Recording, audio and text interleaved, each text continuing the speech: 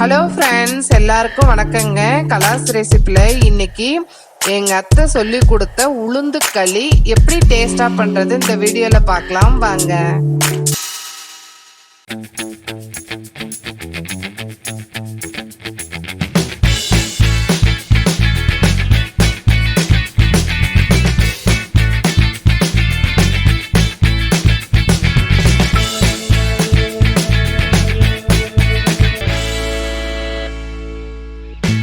கருப்பு முழு உளுந்து அப்ராக்சிமேட்டா 150 கிராம், உருண்டை வெல்லம் 150 கிராம்.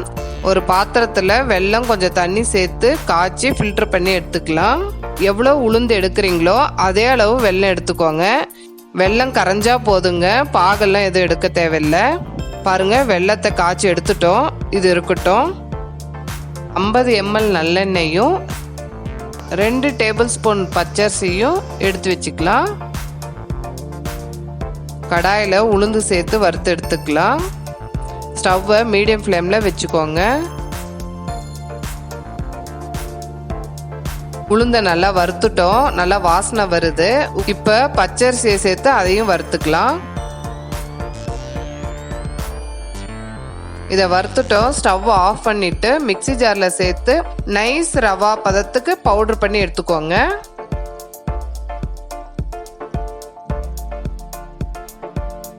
அரைச்சி வச்சிருக்க உளுந்த ஒரு பவுலில் சேர்த்துட்டு 2 மடங்கு தண்ணி சேர்த்து நல்லா கட்டி இல்லாமல் கலந்து வச்சுக்கோங்க.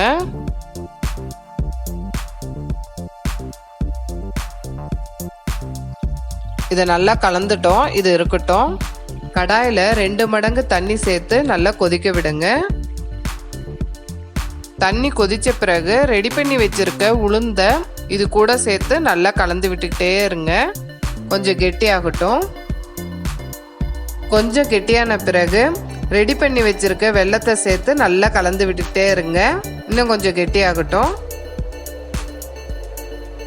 மாவும் வெல்லமும் நல்லா சேர்ந்த பிறகு ஒரு பிஞ்சு உப்பு நல்லெண்ணெயும் சேர்த்து நல்லா கலந்து விட்டுக்கிட்டே இருங்க. இது 10 நிமிஷம் ஆகும். எல்லாம் ஒன்று சேர்ந்து வர வரைக்கும் நல்லா கலந்து விட்டுக்கிட்டே இருக்கலாம். பாருங்க, எல்லாம் ஒன்று சேர்ந்து வருது. இது கரெக்டான பதம். இந்த ரெசிபி எங்கள் அத்தை சொல்லும் போது இது நல்லா இருக்காது தாங்க நினச்சேன். ஆனால் செஞ்சு சாப்பிட்ட போது ரொம்ப நல்லா இருந்ததுங்க. அதுக்கப்புறம் நாங்கள் 2-3 வாட்டி செஞ்சு சாப்பிட்டோம். அதை உங்கள் கூட ஷேர் பண்ணணும்னு நினச்சேன். இது எலும்புக்கு ரொம்ப நல்லது.